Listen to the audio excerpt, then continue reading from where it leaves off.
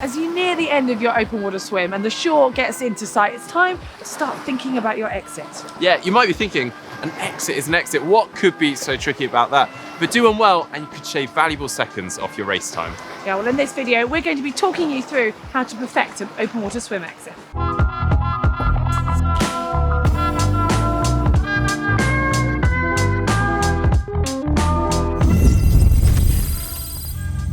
Nailing that swim exit starts well before actually venturing into the water. Now, I'd suggest checking out the swim exit on dry land so you know what it looks like and what to expect. In some races, they actually have a large gantry or some flags marking the exit, but even then, they can be hard to spot from the water. So perhaps see if there's a building or a large landmark that's in line with that exit that would be more noticeable from the water.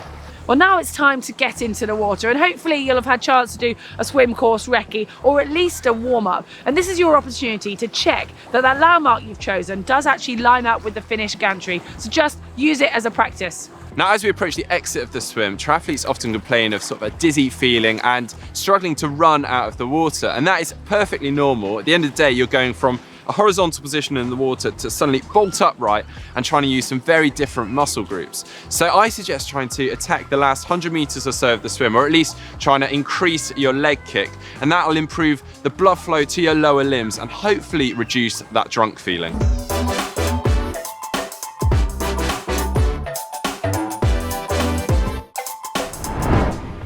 As you get close to the shore, you want to try and swim in as far as you can. And if it's a gradual beach exit like this one, you could add in some dolphin dives, but we'll be covering that in another video. So basically, you just want to keep swimming until your fingertips touch the bottom.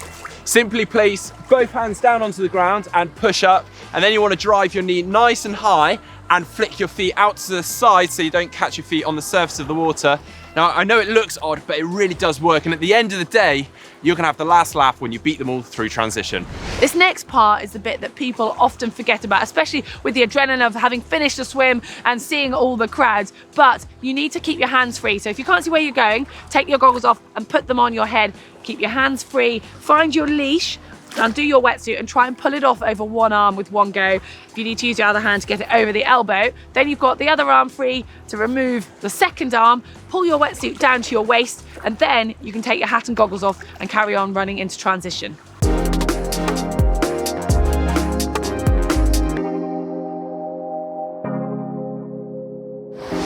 So as Heather mentioned, you can start doing all of this as you're running out of the water and towards transition.